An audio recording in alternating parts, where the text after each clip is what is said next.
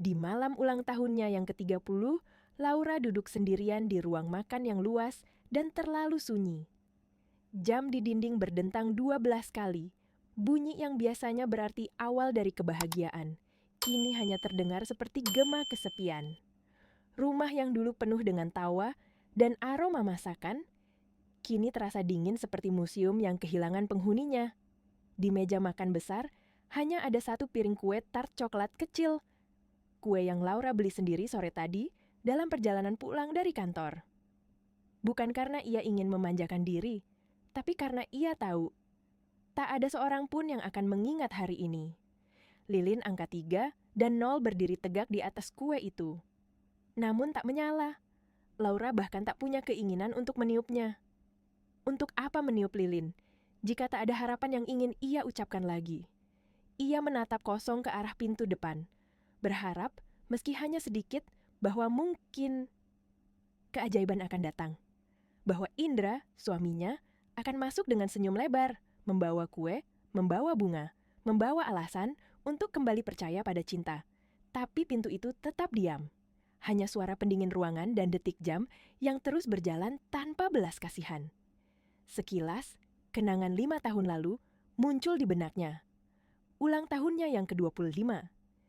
Indra membangunkannya di tengah malam, menutup matanya, dan membawanya ke bandara tanpa menjelaskan apapun.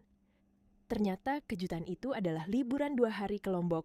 Hanya mereka berdua, tertawa, berlari di pasir putih, berjanji akan selalu bersama. Namun janji itu kini terasa seperti bayangan jauh di ujung waktu. Indra yang dulu penuh cinta dan tawa telah hilang, digantikan oleh sosok asing yang pulang larut malam, dengan ponsel selalu terkunci, dan aroma parfum wanita lain menempel di bajunya. Parfum mahal, bukan milik Laura. Malam itu, Laura meneguk segelas air putih perlahan. Ia tahu, malam ini bukan malam untuk menangis. Malam ini adalah malam untuk mengakhiri segalanya. Dan saat jam berputar melewati angka 12, ia memutuskan satu hal yang tak akan pernah bisa ia tarik kembali. Pukul 10 malam, pintu depan akhirnya terbuka perlahan. Indra muncul di ambang pintu, tampak rapi. Terlalu rapi untuk seseorang yang katanya baru saja bekerja lembur.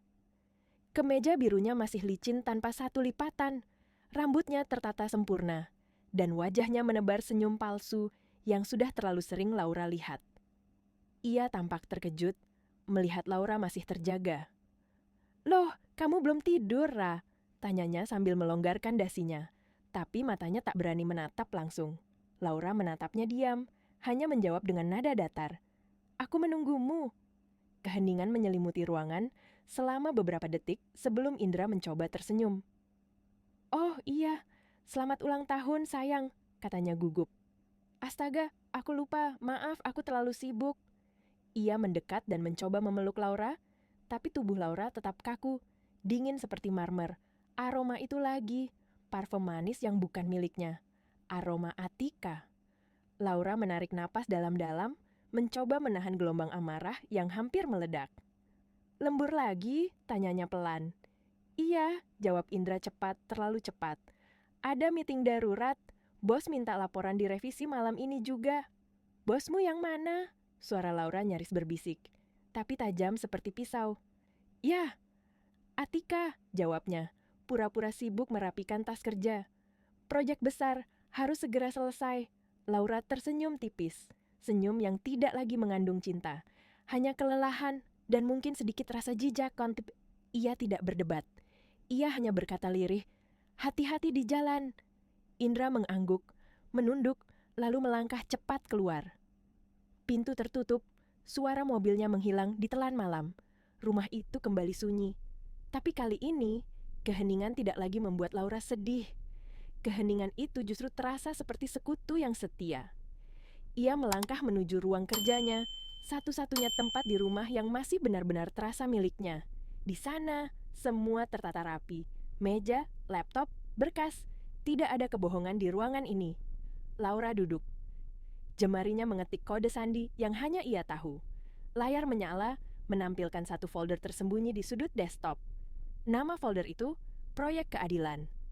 6 bulan terakhir, Laura bukan hanya duduk menangis dan menunggu. Ia bekerja dalam diam, ia menyelidiki. Ia menghitung ulang setiap kebohongan.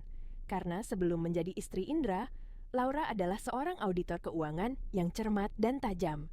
Dan kali ini, ia akan mengaudit kehidupannya sendiri, terutama pengkhianatan suaminya. Laura membuka folder itu perlahan, seolah sedang membuka lembar rahasia terbesar dalam hidupnya. Di dalamnya ada 3 subfolder: visual, audio, dan finansial. Hasil dari 6 bulan kerja diam-diam yang nyaris sempurna. Di folder visual, terdapat rekaman CCTV dari restoran mewah tempat Indra dan Atika makan malam sambil bergenggaman tangan. Ada juga video dari lobi hotel, mereka check-in bersama menggunakan kartu kredit perusahaan. Bahkan ada rekaman dari kamera kecil yang Laura pasang di ruang kerja Indra di rumah, kamera mungil yang nyaris tak terlihat, tersembunyi di antara buku-buku laporan keuangan. Dari kamera itu, Laura mendengar semua. Tawa, bisikan, dan rayuan yang dulu ia pikir hanya miliknya. Di folder audio, tersimpan puluhan rekaman suara. Rekaman Indra yang memanggil nama Atika dengan lembut. Rekaman Atika yang menuntut Indra untuk menceraikan Laura. Setiap kata adalah duri, tapi Laura tak lagi menangis saat mendengarnya.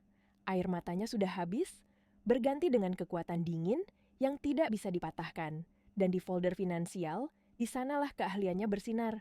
Ia menemukan pola, angka-angka yang tak bisa berbohong. Transfer kecil ke rekening asing, semua atas nama perusahaan, tapi mengalir menuju satu rekening pribadi, milik Atika. Indra hanyalah pion, boneka yang dimainkan oleh wanita yang lebih kejam dan cerdas dengan niat busuk. Laura menatap layar itu lama sekali. Ia tahu, bukti-bukti ini cukup untuk menjatuhkan mereka berdua ke penjara. Tapi baginya, itu belum cukup. Yang ia butuhkan adalah pengakuan. Kata-kata langsung dari mulut Atika diucapkan dengan kesombongan yang akan menghancurkannya sendiri. Ia menatap jam di laptopnya, pukul 11 malam, lalu membuka aplikasi pelacak yang diam-diam ia pasang di ponsel Indra. Titik biru kecil di layar bergerak perlahan, lalu berhenti di satu lokasi. Bukan di kantor, tapi di apartemen mewah di pusat kota milik Atika. Laura tersenyum samar, bibirnya tidak gemetar, matanya tenang.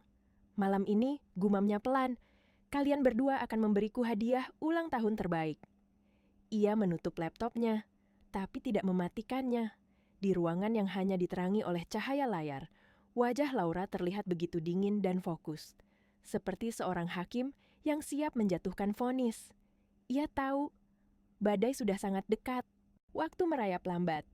Hujan turun di luar, mula-mula rintik, lalu berubah menjadi deras. Menampar jendela seperti peringatan dari langit. Di ruang kerjanya, Laura duduk diam di depan laptop yang masih menyala. Hanya cahaya layar biru pucat yang menerangi wajahnya. Di sekitarnya, rumah itu terasa seperti kuburan, tenang, dingin, dan penuh rahasia. Jarum jam menunjukkan pukul 12:30 dan tepat pukul 1 dini hari, ponselnya bergetar. Satu panggilan masuk. Nama yang muncul di layar membuat jantung Laura berdegup sedikit lebih cepat. Indra, suamiku. Ia menarik napas panjang, mengaktifkan perekam suara di laptopnya, lalu menekan tombol speaker.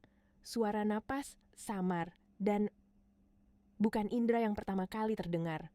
Halo, suara itu serak, manja dan penuh kemenangan. Laura mengenalinya seketika. Itu suara Atika. Oh, jadi kamu masih bangun ya, Laura? Nada suaranya penuh ejekan. Kasihan sekali, kau pasti sendirian malam ini. Laura tidak menjawab. Ia tahu Atika sedang memancing. Hening sesaat, lalu tawa Atika pecah, nyaring, menyakitkan. Dengar baik-baik, Laura, katanya dengan nada puas. Suamimu sedang bersamaku di tempat tidurku. Kami baru saja tidur bersama. Suara Indra terdengar di latar belakang, gugup dan panik. Atika, hentikan, jangan gila. Tapi Atika tertawa lagi, kali ini lebih keras. Diam, sayang, katanya manja. Aku sedang bicara dengan istrimu. Dia perlu tahu siapa pemenangnya malam ini. Laura masih diam. Tangannya gemetar sedikit. Bukan karena takut, tapi karena amarah yang ia kendalikan dengan keras. Atika melanjutkan, suaranya semakin tajam, semakin menusuk. Dia sudah muak denganmu tahu? Muak dengan hidup membosankanmu. Katanya, kau hanya tahu mengurus rumah dan pakai hijab kuno itu. Dia butuh wanita seperti aku, muda, cerdas, dan panas. Setiap kata seperti pisau yang diseret di atas luka lama. Namun, wajah Laura tetap tenang. Ia tahu, setiap detik yang lewat adalah bukti. Setiap hinaan adalah peluru yang justru akan menembak balik Atika sendiri. Dan tahu apa lagi? Suara Atika menurun, berbisik sinis. Dia jauh lebih hebat di ranjang saat bersamaku.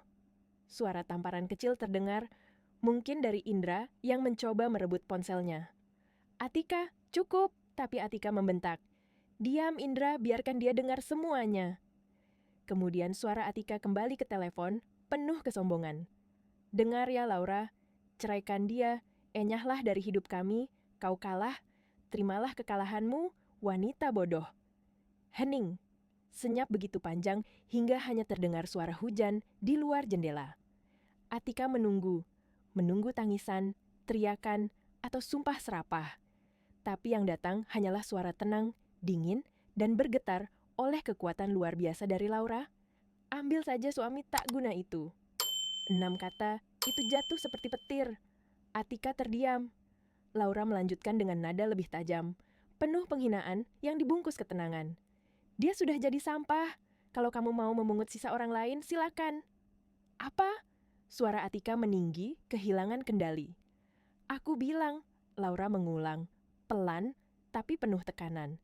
Hanya wanita paling bodoh yang mau mengambil pria pengkhianat seperti Indra. Jeritan marah terdengar di ujung sana. Beraninya kamu, dasar jalang kampung. Laura memutuskan sambungan telepon dengan tenang. Di layar laptopnya, ikon recording komplit berkedip. File audio itu otomatis tersimpan dengan nama, pengakuan, Atika di Ranri Aut 123 MP3K. Laura tersenyum, senyum dingin yang bukan kebahagiaan, melainkan kemenangan. Ia membuka email yang sudah ia siapkan seminggu lalu. Kepada Reza, pengacaraku. Subjek, eksekusi rencana. Isi pesan, bukti pengakuan verbal sudah didapat. Waktunya bersih-bersih. Lalu ia menekan tombol kirim. Di luar, hujan belum berhenti.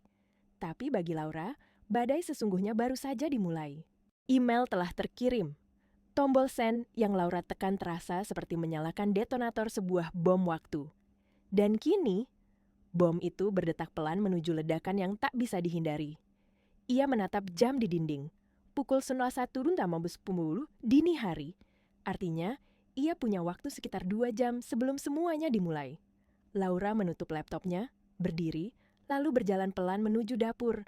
Langkahnya tenang, tapi di balik ketenangan itu, pikirannya bergerak seperti badai. Ia tahu, setelah malam ini tidak akan ada jalan kembali. Suara hujan di luar semakin deras. Angin berdesir melewati celah jendela, membuat tirai bergoyang lembut. Di dapur, Laura menyalakan ketel air. Uap mulai naik, menari di udara. Ia membuat secangkir teh kamomil. Teh yang dulu selalu ia minum setiap kali merasa cemas. Tapi malam ini, rasanya berbeda. Bukan untuk menenangkan hati, tapi untuk menjaga pikirannya tetap tajam. Ponselnya berdering pelan. Satu nama muncul di layar. Reza, pengacara muda yang tajam dan setia. Laura mengangkatnya.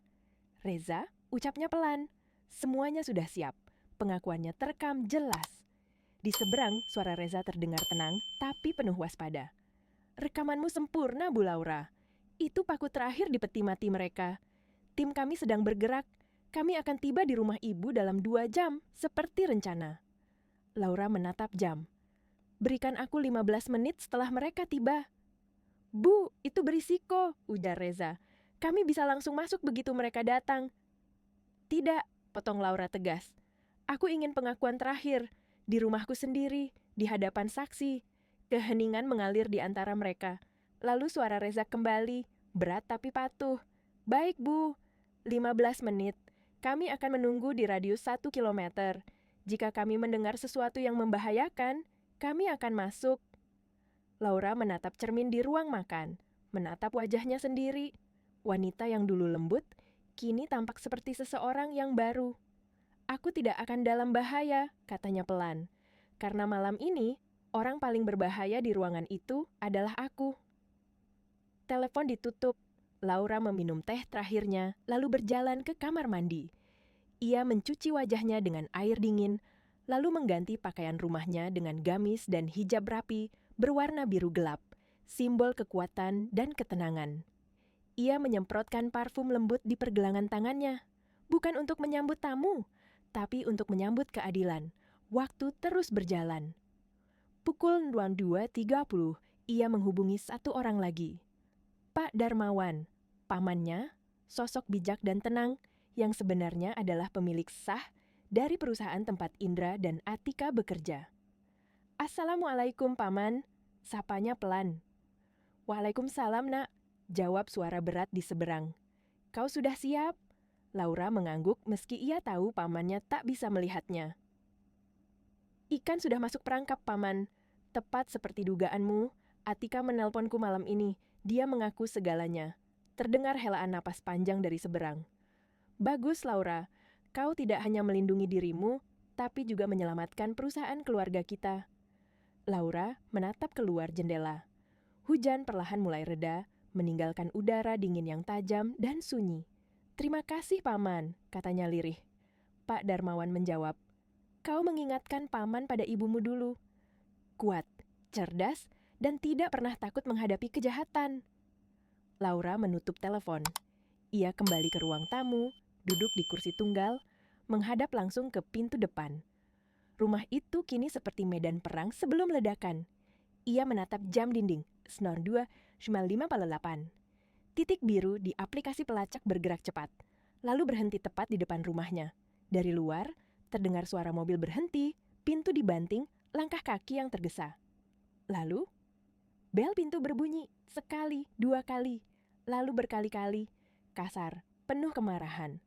Laura menghirup napas panjang, meletakkan cangkir teh yang sudah dingin, lalu berdiri. Dengan langkah tenang, ia berjalan menuju pintu. Dan ketika ia membukanya, dua sosok yang sangat ia kenal berdiri di depan. Tapi kali ini, mereka terlihat seperti hantu. Atika dengan wajah merah karena amarah, dan Indra, pucat pasi seperti mayat hidup. Laura tersenyum tipis. "Sudah selesai lemburnya?" tanyanya tenang. Malam keadilan pun dimulai. Laura berdiri di ambang pintu, wajahnya tenang. Cahaya lampu teras yang temaram membuat wajah Atika terlihat merah padam. Matanya menyala penuh amarah. Di baliknya, Indra berdiri kaku, wajahnya pucat pasi, seperti seseorang yang baru saja melihat neraka. Atika hanya mengenakan kemeja pria kebesaran dan celana pendek. Laura mengenali kemeja itu. Kemeja kerja Indra. Pemandangan yang sengaja diciptakan untuk menyakiti. Laura tidak bereaksi. Ia hanya bersandar di kusen pintu dan berkata pelan, "Sudah selesai lemburnya, Bu Atika?" Pertanyaan sederhana itu terdengar seperti tamparan. Atika melangkah maju dengan langkah marah, mendorong Indra ke samping. "Beraninya kamu bicara padaku begitu," desisnya. Ia menerobos, masuk ke dalam rumah, tanpa diundang, seperti ratu gila yang ingin menaklukkan istana orang lain. "Tutup mulutmu, Laura," bentaknya lagi, menunjuk wajah sang istri sah. "Kamu bilang aku bodoh, kamu yang bodoh, wanita kampung yang tidak tahu diri." Indra mencoba menenangkan situasi, suaranya bergetar. "Laura, aku bisa jelaskan, ini tidak seperti yang kamu pikir." Tapi Laura sudah menutup pintu di belakang mereka. Klik, suara kunci pintu terdengar begitu keras di tengah keheningan malam. Ruangan itu berubah menjadi ruang sidang tanpa hakim.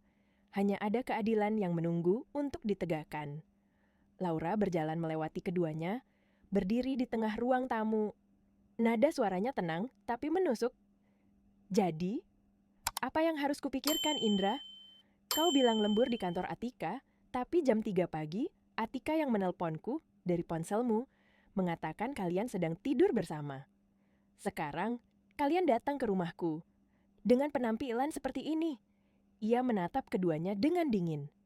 "Coba bantu aku berpikir, apa penjelasan logisnya?" Indra tak bisa bicara. Atika justru tertawa. Tawa keras, tinggi, dan palsu. "Hentikan drama ini, Indra," katanya sinis. "Dengar, Laura, aku datang bukan untuk berdebat. Aku datang untuk mengambil apa yang jadi milikku." "Milikmu?" tanya Laura pelan. Alisnya sedikit terangkat. Atika tersenyum congkak.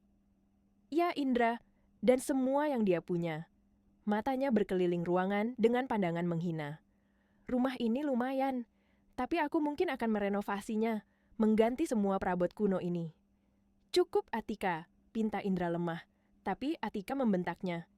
Diam Indra, kau ini laki-laki atau bukan? Tunjukkan siapa yang berkuasa di sini.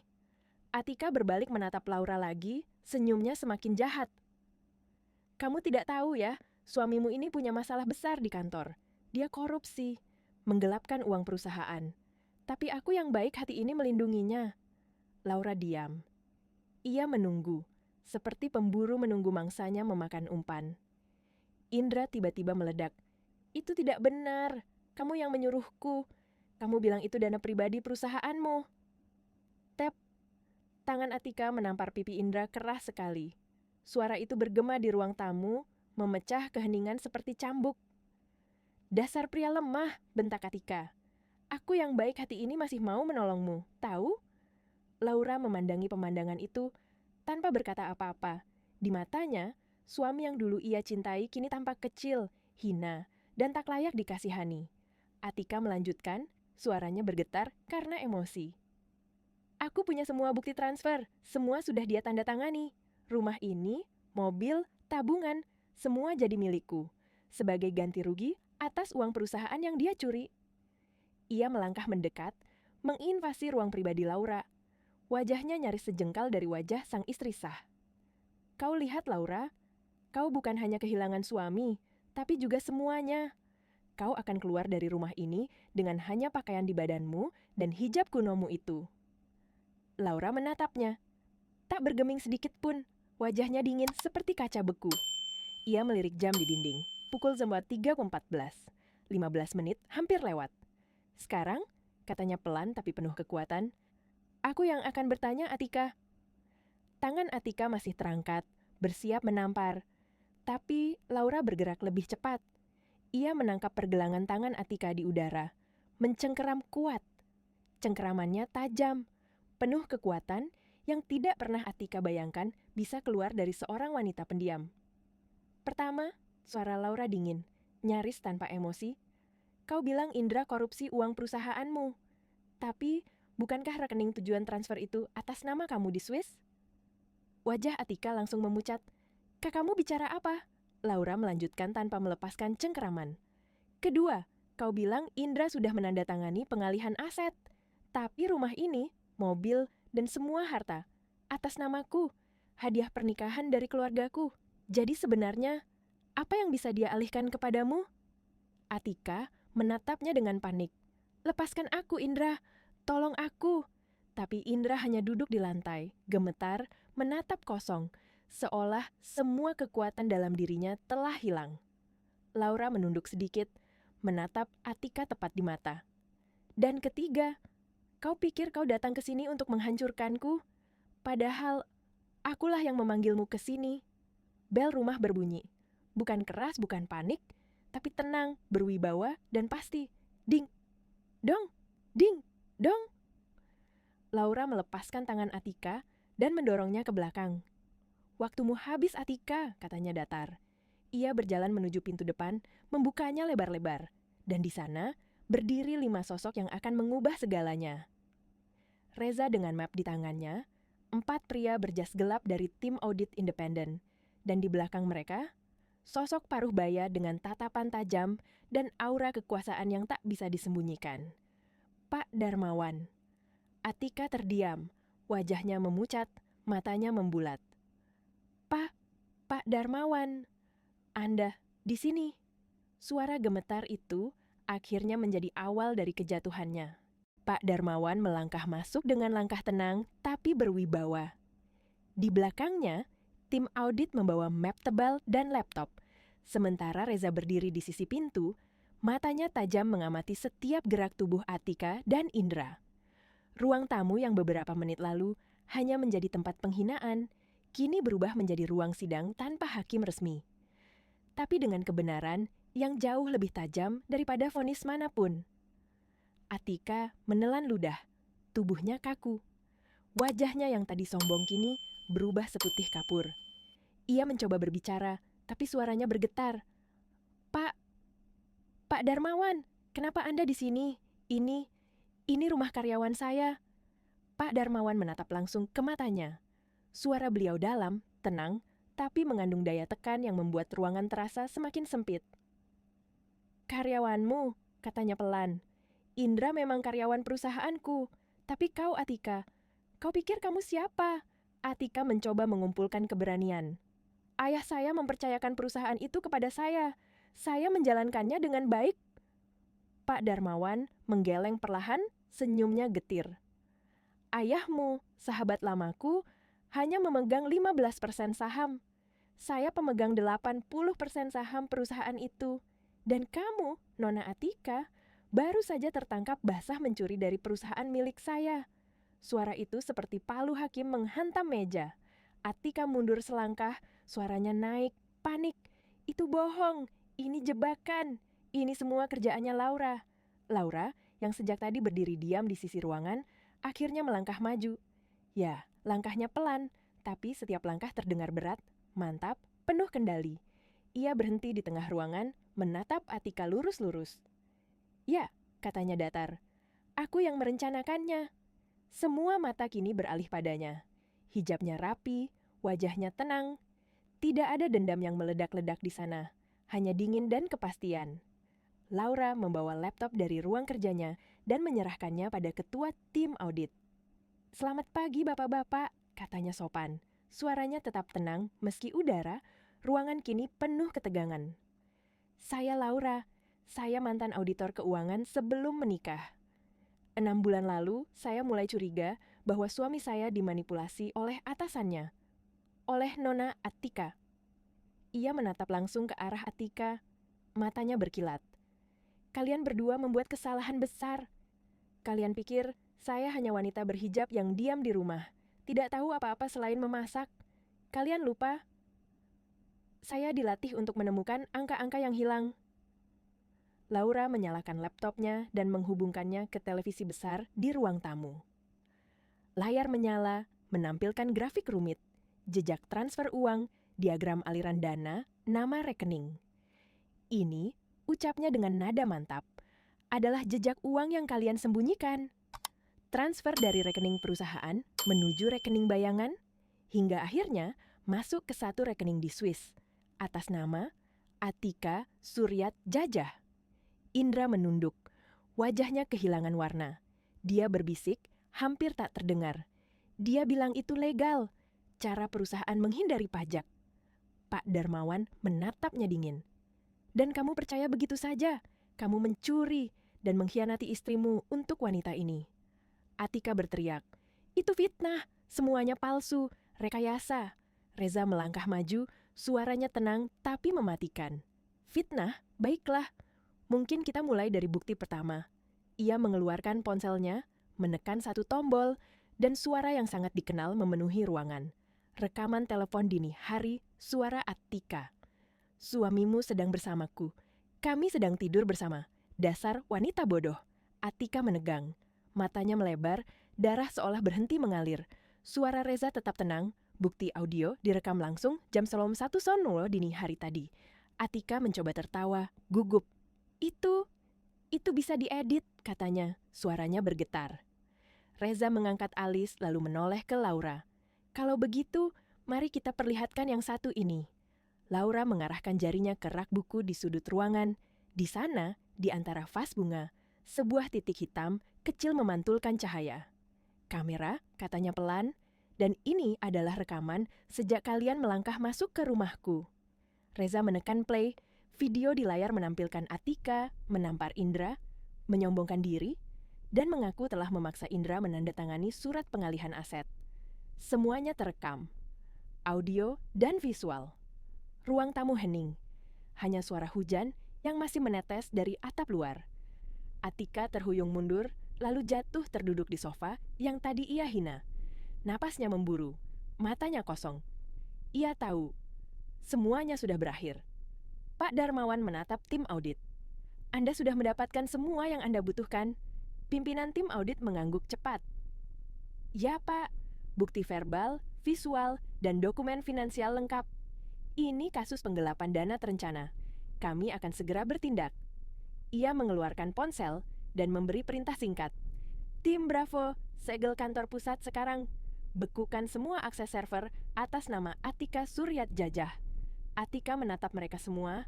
Air mata mulai jatuh, bukan karena menyesal, tapi karena ketakutan. Tidak, kalian tidak mengerti. Ayahku akan hancur, dia sakit. Pak Darmawan menatapnya sedih. Ayahmu adalah sahabatku, Atika. Aku ingin menyelamatkan apa yang tersisa dari warisannya. Tapi kau yang menghancurkannya dengan keserakahanmu. Atika menutup wajahnya dengan kedua tangan. Semua kekuasaan, semua kebanggaan yang dulu ia pamerkan, kini runtuh. Di sisi lain, Indra meringkuk di lantai, menatap kosong ke arah istrinya. Laura berdiri tegak di tengah ruangan, seperti hakim yang baru saja menjatuhkan vonis. Bukan dengan teriakan, tapi dengan kebenaran yang tak terbantahkan. Dan malam itu, di ruang tamu rumahnya sendiri, keadilan ditegakkan tanpa satupun suara dari pengadilan. Ruang tamu kini terasa seperti ruang penghakiman sejati. Setelah tim audit menyegel dokumen dan memberi perintah pembekuan rekening, keheningan menelan semua suara. Atika duduk terpuruk di sofa, wajahnya pucat seperti kertas. Indra, di sisi lain, masih di lantai, gemetar hebat, menatap kosong seperti kehilangan arah hidup. Reza, pengacara Laura, melangkah maju dan mengeluarkan sebuah amplop. Indra, katanya dingin. Atas nama klien saya, Ibu Laura, ini surat gugatan cerai. Dasarnya, perzinahan dan keterlibatan Anda dalam tindak kriminal. Amplop itu diletakkan di meja, tapi Indra menatapnya seolah benda itu ular berbisa. Cerai, suaranya serak, hampir seperti bisikan. Lalu tiba-tiba ia meraung, merangkak ke arah Laura. Laura, jangan, tolong, aku mohon, aku khilaf. Ia mencoba memegang ujung gamis Laura, tapi wanita itu mundur satu langkah. Wajahnya tenang, matanya dingin, tapi di balik ketenangan itu ada luka yang sudah terlalu dalam untuk diobati. Khilaf itu sekali, katanya pelan tapi jelas. Kamu melakukannya berbulan-bulan. Itu bukan khilaf, Indra, itu pilihan. Suara Laura seperti pisau berlapis sutra, lembut tapi mematikan. Kamu memilih untuk tidur dengannya. Kamu memilih untuk mencuri. Kamu memilih untuk berbohong padaku. Bahkan di hari ulang tahunku. Air mata mengalir di pipi Indra. Tapi Laura tetap tegak, tidak bergerak. Ia menatap Atika yang masih menunduk. Dan kamu, katanya pelan, membuat kesalahan yang sama. Kalian berdua meremehkanku. Atika mengangkat wajahnya. Matanya merah karena marah dan malu. Wanita bodoh, bisiknya dengan suara gemetar. Laura tersenyum tipis, senyum tanpa kehangatan. Ya, katanya. Wanita bodoh ini yang menjebakmu dengan semua bukti, yang memutarbalikkan kesombonganmu menjadi tali yang menjerat lehermu sendiri. Keheningan menegang. Tim audit berhenti menulis laporan mereka. Semua mata tertuju pada Laura. Suara hujan di luar telah berhenti, tapi aroma tanah basah masih terasa, membawa sensasi aneh seperti awal dari sesuatu yang baru. Laura menatap langsung ke mata Atika. Kamu pikir karena aku berhijab, aku lemah, karena aku pendiam, aku bodoh. Kamu salah besar. Hijab ini bukan tanda kelemahan. Ini pengingat bahwa aku berdiri di sisi kejujuran dan kehormatan, sesuatu yang jelas tidak kamu miliki. Atika terdiam, bibirnya bergetar, tak mampu menjawab. Laura menunduk sedikit. Suaranya berubah lembut tapi tetap tajam. Kamu menyebutku wanita bodoh, tapi wanita bodoh inilah yang menulis skenario hidupmu malam ini. Laura menatap Reza, mengangguk pelan. Dua petugas keamanan perusahaan masuk, tubuh mereka tinggi besar, wajahnya dingin. Pak Darmawan, kata salah satu dari mereka. Tim kepolisian sedang dalam perjalanan. Instruksi Anda untuk dua orang ini. Pak Darmawan menatap Indra dan Atika dengan mata lelah tapi tegas. Bawa mereka, pisahkan mobilnya, jangan biarkan mereka berbicara satu sama lain, serahkan langsung pada pihak berwajib. Petugas itu bergerak cepat. Indra diangkat dari lantai, tubuhnya lemah seperti boneka kain. Atika memberontak, menjerit. Kalian tidak bisa melakukan ini padaku. Aku anak orang penting. tapi tidak ada yang mendengarkan. Laura berdiri di ambang pintu, melihat dua orang itu digiring keluar dari rumah. Atika menatapnya penuh kebencian. "Ini belum selesai, Laura." Laura membalas dengan tatapan tenang, bibirnya bergerak pelan. "Untukmu, ini baru saja dimulai." Pintu tertutup. Suara jeritan Atika lenyap, digantikan oleh keheningan berat. Ruang tamu itu kini hanya berisi Laura, Pak Darmawan, Reza, dan beberapa anggota tim audit yang sibuk membereskan dokumen. Laura berjalan ke meja makan. Di sana, kue ulang tahun kecil yang belum disentuh masih berdiri dengan lilin angka 3 dan 0. Ia menatapnya lama, lalu tersenyum getir. "Selamat ulang tahun, Laura," gumamnya pelan, suaranya bergetar sedikit. Pak Darmawan mendekat dan meletakkan tangan di bahu keponakannya. "Kamu luar biasa malam ini. Kamu bukan hanya menyelamatkan dirimu, kamu menyelamatkan nama baik keluarga ini." Laura menatap kue itu lagi, dan untuk pertama kalinya malam itu, senyum tulus muncul di wajahnya. Senyum ringan, bukan karena kemenangan, tapi karena pembebasan. Pintu depan sudah tertutup rapat. Suara sirene mobil keamanan menjauh, meninggalkan rumah itu dalam keheningan mutlak. Laura berdiri di ruang tamu, menatap sekeliling. Tempat yang tadi malam menjadi medan perang, kini berubah menjadi ruang sunyi yang penuh sisa-sisa luka. Namun, untuk pertama kalinya, sunyi itu terasa damai. Di meja makan, kue ulang tahun kecil masih berdiri. Lilinnya belum pernah dinyalakan. Laura menarik napas panjang, menatap angka 3 dan 0 di atas kue itu, lalu memejamkan mata. Ia tidak meniup lilin itu. Ia hanya berbisik pelan, "Selamat ulang tahun, Laura. Ini awal baru untukmu." Pak Darmawan menepuk bahunya lembut. "Tidurlah, nak. Semuanya sudah selesai." Laura mengangguk, tapi ia tahu dirinya belum bisa tidur. Ada sesuatu yang harus ia lakukan. Sebuah ritual terakhir untuk menutup bab lama dalam hidupnya. Setelah semua orang pergi, Laura berjalan perlahan ke dapur, mengambil kantong sampah besar.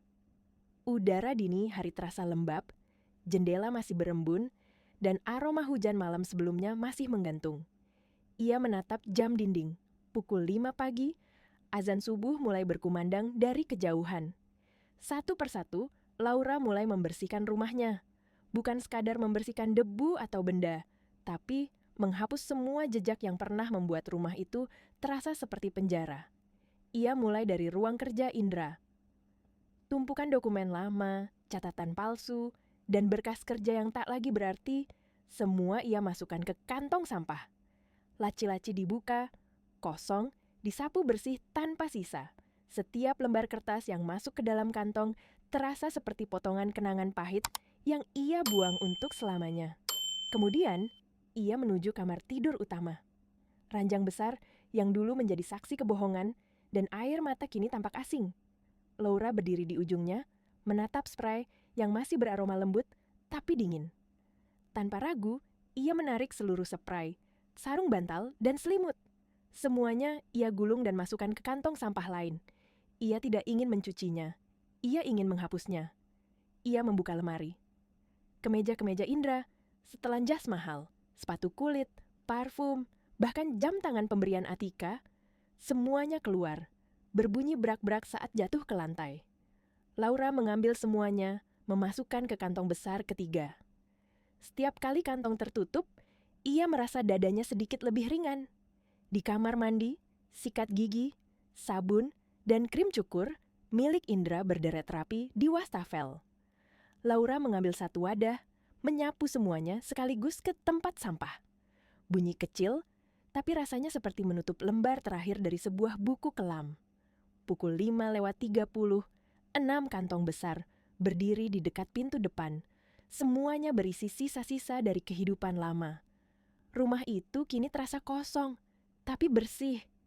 Bukan kosong karena kehilangan, tapi kosong karena pembebasan. Laura berdiri di tengah ruang tamu, menarik napas panjang. Udara pagi masuk lewat jendela yang terbuka, membawa aroma tanah basah dan cahaya lembut matahari pertama. Ia merasa tenang. Untuk pertama kalinya dalam waktu yang sangat lama. Tak ada lagi tangisan, tak ada lagi amarah, hanya keheningan yang jujur, dan hati yang perlahan menemukan kembali dirinya. Ia memandang sekeliling, lalu berkata pelan, seolah berbicara dengan rumahnya sendiri, "Sekarang kita bersih." 6 bulan berlalu sejak malam penuh badai itu. Musim telah berganti, tapi bagi Laura, waktu seakan berjalan dengan cara yang berbeda. Perlahan, pasti, dan penuh penyembuhan. Kasus besar yang mengguncang Darmawan Group kini telah memasuki babak akhir di pengadilan. Hari ini, Laura duduk di kursi pengunjung ruang sidang. Ia tak lagi bersembunyi di balik bayangan masa lalu. Kini, ia hadir sebagai saksi dan sebagai wanita yang telah menegakkan keadilan dengan tangannya sendiri. Ruang sidang terasa dingin, tapi Laura tampak tenang. Ia mengenakan setelan kerja biru tua, hijabnya serasi, rapi, memancarkan wibawa yang lembut tapi kuat. Ia tidak lagi terlihat seperti istri yang dikhianati, melainkan seperti pemimpin yang baru saja lahir dari api ujian. Di kursi terdakwa, Atika duduk membelakanginya. Rambutnya kusut, wajahnya pucat, matanya sayu tanpa sisa kesombongan yang dulu selalu menyala. Seragam tahanan berwarna oranye menggantikan gaun-gaun desainer yang dulu ia pamerkan di media sosial. Di sebelahnya duduk Indra, pria yang dulu Laura cintai, kini hanyalah bayangan dari dirinya sendiri. Bahu Indra merosot, matanya kosong, seperti seseorang yang kehilangan segalanya, termasuk harga diri. Suara palu hakim memecah keheningan. Terdakwa Atika Suryatjajah terbukti secara sah dan meyakinkan melakukan tindak pidana korupsi, penggelapan dana, dan pencucian uang secara berencana, dijatuhi hukuman penjara 15 tahun dan denda sebesar 50 miliar rupiah. Sebuah desahan panjang terdengar dari bangku pengunjung. Atika tak bergerak, hanya duduk membeku. Air mata jatuh tanpa suara, bukan karena penyesalan, tapi karena realita akhirnya menghantam lebih keras dari yang ia sangka. Hakim melanjutkan, terdakwa Indra terbukti turut serta membantu kejahatan tersebut. Karena kerjasamanya dalam membongkar kasus, hukumannya diperingan menjadi 7 tahun penjara. Indra menatap ke arah Laura. Matanya mencari, entah harapan, ampun, atau sekadar pengakuan bahwa ia masih berarti. Tapi tatapan Laura tak menunjukkan apa-apa. Tidak kebencian, tidak cinta, tidak amarah. Hanya ketenangan kosong dari seseorang yang telah menutup pintu selamanya. Bagi Indra, tatapan itu lebih menyakitkan daripada vonis 7 tahun penjara. Karena di sana, ia melihat kebenaran paling pahit. Ia telah dihapus sepenuhnya dari kehidupan wanita yang pernah mencintainya dengan tulus. Atika menoleh ke arah Laura saat digiring keluar. Matanya masih menyala dengan kebencian terakhir. "Ini semua gara-gara kamu, Jalang," jeritnya. "Kamu pikir kamu menang? Aku akan keluar. Aku akan mencarimu." Laura tetap diam. Ia menatap Atika dengan tatapan tenang, nyaris iba. Lalu bibirnya bergerak pelan. "Ambil nomormu, Atika. Antriannya panjang." Atika berteriak frustrasi, diseret oleh petugas keluar ruangan. Laura menarik napas panjang, dan untuk pertama kalinya sejak malam ulang tahunnya yang ke-30, ia merasa benar-benar bebas. Beberapa hari kemudian, Laura menerima satu amplop coklat dari Reza. "Ini akta cerai Anda, Bu Laura. Sudah disahkan pengadilan. Mulai sekarang, Anda 100% bebas." Laura membuka amplop itu perlahan. Kertas resmi itu terasa ringan di tangannya. Bukan simbol kehilangan, tapi simbol kebebasan. Ia tersenyum. "Akhirnya selesai," katanya pelan. Reza mengangguk, lalu menambahkan, "Pak Darmawan menyampaikan salam. Tawaran beliau masih terbuka. Posisi Kepala Divisi Audit Internal. Tempat Anda seharusnya berada." Laura menatap jauh ke jendela. Cahaya sore menembus tirai lembut, menyinari wajahnya. Ia menjawab dengan senyum kecil, tenang dan yakin. "Katakan pada Paman, aku akan mulai hari Senin, 2 minggu kemudian." Di lantai 30, gedung Darmawan Group yang menjulang tinggi. Sebuah kantor baru berdiri megah dengan pemandangan kota di bawahnya. Plakat di pintu berbunyi, "Laura Suryani, Kepala Divisi Audit and Kepatuhan." Ruangannya terang, minimalis, dan hangat. Sangat berbeda dari masa lalunya. Laura duduk di balik meja, mengetik cepat, matanya fokus. Tidak ada lagi getar kesedihan di tangannya, hanya ketegasan dan percaya diri. Ia sedang memimpin rapat melalui panggilan video, memberi arahan dengan suara tenang, pasti dan cerdas, seperti seseorang yang akhirnya menemukan tempatnya di dunia. Sore hari, Laura menutup laptopnya. Ia melirik kalender di meja. Hari ini ulang tahunnya yang ke-31. Di rumah, seekor kucing oranye gemuk menunggunya pulang. Tidak ada kue kecil yang menyedihkan seperti dulu, tapi ada red velvet cake besar yang ia pesan sendiri untuk merayakan kemenangan sunyi seorang wanita yang bertahan. Ponselnya berdering, nama di layar Pak Darmawan. Assalamualaikum nak, selamat ulang tahun, paman bangga sekali padamu. Laura tersenyum, matanya berkaca-kaca. Terima kasih paman, karena paman aku bisa berdiri lagi. Bukan nak, jawab sang paman lembut. Kamu berdiri karena kamu berani. Malam itu, Laura duduk di balkon rumahnya, memandangi lampu kota yang berkelip seperti bintang-bintang di bumi. Kucingnya meringkuk di pangkuan, mendengkur pelan. Angin membawa aroma teh kamomil yang hangat. Ia memotong sepotong kue, menatap langit, dan berbisik. Selamat ulang tahun, Laura. Selamat datang di hidup yang baru, dan di bawah cahaya bulan yang lembut, wanita yang dulu disebut bodoh itu kini tersenyum karena ia akhirnya benar-benar bebas. 1 tahun telah berlalu sejak palu hakim terakhir kali diketukkan. Dunia terus berjalan seperti biasa. Tapi bagi 3 orang, waktu berhenti pada malam itu. Atika, yang dulu selalu berjalan dengan kepala tegak dan bibir penuh senyum kemenangan, kini berjalan menunduk di koridor sempit penjara wanita. Kehidupan di balik jeruji tidak mengenal nama besar, tidak mengenal uang, tidak mengenal kecantikan. Di sana semua sama. Seragam oranye, makanan hambar, dan dinding dingin yang selalu menatap tanpa belas kasihan. Di hari-hari pertamanya, Atika masih mencoba bertingkah seperti ratu. Ia memerintah tahanan lain, mengancam petugas, dan memamerkan koneksinya. Tapi kesombongan tidak bertahan lama di dunia yang keras. Suatu sore di ruang makan penjara, seorang narapidana senior menghampirinya dengan tatapan dingin. "Oh, jadi ini perempuan kaya yang mencuri miliaran," katanya sinis. "Di sini, kamu bukan siapa-siapa, cantik." Atika mencoba menantang, suaranya gemetar, tapi penuh ego. "Jangan sentuh aku, wanita rendahan." Namun sebelum kalimat itu selesai, sepiring nasi dan kuah kental mendarat di kepalanya. Cairan panas menetes di rambut dan wajahnya. Seluruh ruangan tertawa keras, tawa yang kasar dan pahit. Untuk pertama kalinya, Atika merasa hina dan sendirian. Ia berdiri di sana, basah, gemetar, dan menyadari bahwa 15 tahun akan terasa seperti seumur hidup. Sebulan kemudian, kabar duka datang. Ayahnya meninggal dunia karena serangan jantung.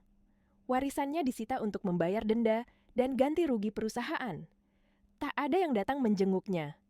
Tak ada yang menyebut namanya lagi di luar. Nama Atika Suryatjajah hanya tinggal catatan di berkas pengadilan.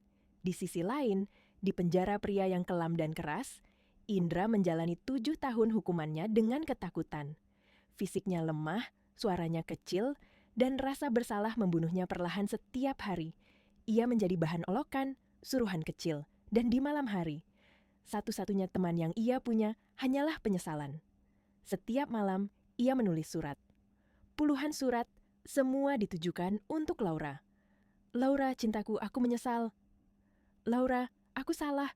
Tolong kunjungi aku sekali saja. Laura, aku tidak tahan di sini."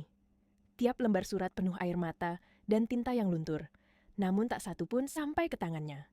Semua surat itu, sesuai instruksi Laura, dikembalikan melalui Reza.